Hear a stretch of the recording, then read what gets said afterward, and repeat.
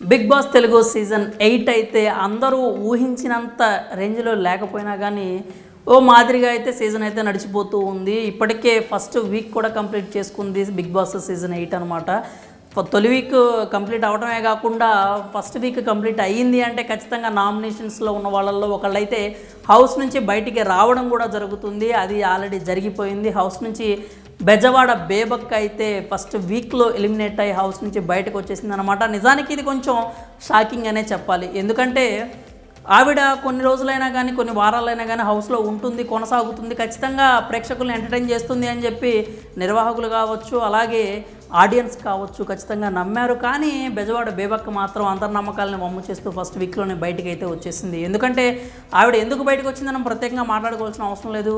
ఆవిడ ఎందుకు బయటకు వచ్చిందో అందరికీ ఒక క్లారిటీ అయితే ఉంది. హౌస్లో ఉన్నన్ని రోజులు ఎంతో యాక్టివ్గా ఉంటుంది, ఎంతో బాగా ఎంటర్టైన్ చేస్తుంది, తన వాయిస్ని తను ఖచ్చితంగా గట్టిగా వినిపిస్తుంది, ఆమె చాలా హైపర్ అని చెప్పి ఏదైతే అనుకున్నారో అక్కడ మాత్రం క్యాలిక్యులేషన్ మిస్ అయిందని చెప్పాలి, మిస్ ఫైర్ అయిందనే చెప్పాలి. ఎందుకంటే ఆవిడ హౌస్లోకి వచ్చిన తర్వాత చాలా అంటే చాలా సౌమ్యంగా, చాలా నెమ్మదిగా, తను ఏదనుకున్నా కానీ స్ట్రైట్గా చెప్పకపోవడం, చెప్పలేకపోవడం, చెప్పడానికి ప్రయత్నించకపోవడం, అలాగే తనని ఎవరైనా ఒక మాట అన్నా కూడా అంటే ఊరికే అట్లా క్షమించేసేయటం, వాళ్ళ పాపను వాళ్ళే పోతారులే అన్న ఒక ధోరణిలో అయితే ఆవిడ ప్రవర్తన కనిపించింది. కానీ బిగ్ బాస్ హౌస్లో అలా వదిలేస్తూ పోతే మనకి మనుగడ ఉండదు అని బెజవాడ బేబక్క విషయంలో కాదు అంటే మరొకసారి రుజువైందనమాట. బిగ్ బాస్ హౌస్లో ఉన్నన్ని రోజులు ఖచ్చితంగా తన వరకు వచ్చే వరకు వెయిట్ చేయాల్సినంత అవసరం లేదు. అభయ్ గనక నాకు సంబంధం లేకపోయినా, నా విషయం కాకపోయినా, నేను హౌస్లో ఉన్నా కాబట్టి నేను ఈ విషయంలో మాట్లాడుతున్నాను అంటూ ఏదైతే మాట్లాడుతూ ఉంటాడో ఆ మాటలు అంటే తన వాయిస్ వినిపిస్తూ ఉంటాడో, అలాగే బెజవాడ బేబక్క కూడా కనీసం అంటే తనకు సంబంధం లేని విషయాలు కాకపోవచ్చు, తన వరకు వచ్చిన సంబంధించైనా కానీ ఆ విషయాలకు సంబంధించైనా కానీ మంచిగా రియాక్ట్ అయ్యి ఉంటే బాగుండేది.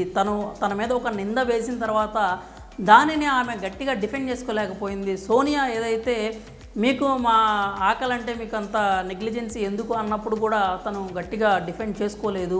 నాకు ఆ టెక్నికాలిటీ ఏదో నాకు తెలియదు, లేకపోతే అంటే హౌస్లోంచి బయటకు వచ్చే రోజు ఆవిడ చాలా హైపర్గా కనిపించారు, ముందే తెలుసుకొని వచ్చేదాన్ని కదా, లేకపోతే అది నాకు తెలీదు, నా ముఖం చూస్తే మీకు తెలుసు అని మీరు అనుకుంటే తప్పు నాది కాదు కదా, ఈ పాయింట్స్ అన్నీ ఆఖరి రోజు హౌస్ నుంచి బయటకు వచ్చే రోజు కాదు, ఆ ఫస్ట్ రోజు ఏదైతే ఆ గొడవ జరిగిందో అదే రోజు చెప్పున్నట్టే చాలా బాగుండేది. బేబక్కి కొంచెం పాజిటివ్గా కూడా అనిపించేది.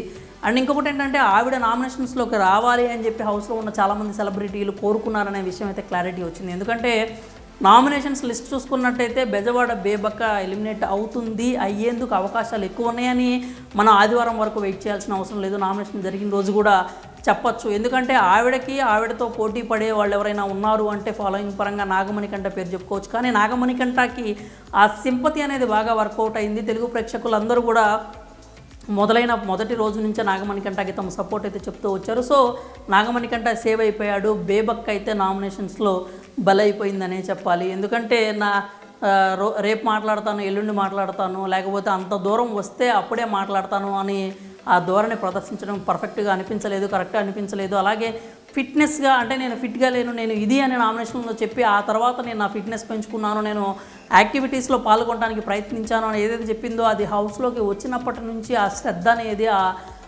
పార్టిసిపేషన్ అనేది, అలాగే ఆ యాక్టివ్నెస్ అనేది ఉన్నట్టయితే ఇంకా బాగుండేది. తను ఏదైతే జోక్స్ తన మాటలకి అభిమానులు ఉన్నారో ఆ మాటలే బిగ్ బాస్ హౌస్లో కొరవడ్డాయి అని అయితే మనకి స్పష్టంగా అర్థమైపోయింది. అయితే ఇంక ఇవన్నీ పక్కన పెడితే బిగ్ బాస్ హౌస్ ద్వారా బేబక్కకి ఎంత రెమ్యునరేషన్ వచ్చింది అంటే ఒక్క వారం మాత్రమే ఆవిడ ఉంది కాబట్టి ఆ ఒక్క వారానికి సంబంధించి బేబక్కకి ఎంత డబ్బులు ఇచ్చి ఉంటారు, పారితోషికం కింద ఎన్ని లక్షలు వచ్చి ఉంటాయి అని చెప్పి ఒక ప్రశ్న అయితే ఖచ్చితంగా అందరిలో ఉంటుంది. అయితే ఉన్నది ఒక వారమే కాబట్టి ఆవిడకి మరీ అంత చెప్పుకోదగ్గ అమౌంట్ అయితే రాదు. అంటే ఆవిడ బయట చాలా బిజీగా ఉండేటువంటి యాంకర్ కావచ్చు, సింగర్ కావచ్చు, లేకపోతే యూఎస్కి వెళ్ళి షోస్ చేసే ఆవిడ కావచ్చు, టూ బిజీ కావచ్చు. కానీ అవన్నీ బిగ్ బాస్ వాళ్ళకి అవసరం లేదు. ఆమె వచ్చేటప్పుడు ఎంతైతే రెమ్యునరేషన్ వారానికి మాట్లాడుకొని వస్తుందో ఆ రెమ్యునరేషన్ మాత్రమే ఇస్తారు. దానికి సంబంధించి చూసుకున్నట్లయితే బిగ్ బాస్లో ఆవిడ ఉన్న ఒక్క వారానికి 2 లక్షల నుంచి 2,20,000 వరకు రెమ్యునరేషన్ కింద అందింది అని అయితే తెలుస్తోందనమాట. ఇది పక్కా అంటే పక్కా అని మనం చెప్పలేము. ప్రస్తుతానికి ఉన్న సమాచారం ప్రకారం బయట వస్తున్న లీకులను బట్టి చూసుకుంటే సోషల్ మీడియాలో బేబక్క రెమ్యునరేషన్ అయితే 2 లక్షల నుంచి 2,20,000 వరకు ఉంటుంది అని చెప్తున్నారు. ఆ 2 లక్షలు కూడా ఆవిడకి షాపింగ్ కావచ్చు, లేకపోతే బయట అయితే వాళ్ళని పిఆర్ లాంటి వాళ్ళని మెయింటైన్ చేయడానికి వాళ్ళకు కూడా సరిపోయి ఉండదు. మరి బిగ్ బాస్ పరంగా తనైతే నేను కొన్ని మెమరీస్ తీసుకొని బయటకు వెళ్తున్నాను అందే, నిజానికి ఆ మెమరీస్ మాత్రమే మిగులుతాయి. పారితోషికం కింద వచ్చే ఆ 2 లక్షలు అయితే ఖచ్చితంగా మిగిలే అవకాశం లేదు. అంతకుమించి ఎదురే తను పెట్టుకోవాల్సిన పరిస్థితి అయితే ఉండే ఉంటుంది ఖచ్చితంగా. అది రాబోయే ఇంటర్వ్యూస్లో మనకు ఖచ్చితంగా ఆవిడ ఆ మనసులోని మాట అయితే బయట పెడుతుంది. సో పారితోషికంగా పరంగా చూసుకున్నట్లయితే బిగ్ బాస్ నుంచి బేబక్కకు 2 లక్షల నుంచి గరిష్టంగా 2,20,000 వరకు ముట్టి ఉంటాయి అని అయితే తెలుస్తోంది. మరి బెజవాడ బేబక్క ఎందుకు ఎలిమినేట్ అయిందని మీరు అనుకుంటున్నారు? అలాగే ఆవిడ రెమ్యునరేషన్ ఎంతవరకు ఉండే అవకాశం ఉంటుందని మీరు భావిస్తున్నారు? మీ అభిప్రాయాలన్నీ కూడా కామెంట్స్ రూపంలో తెలియజేయండి.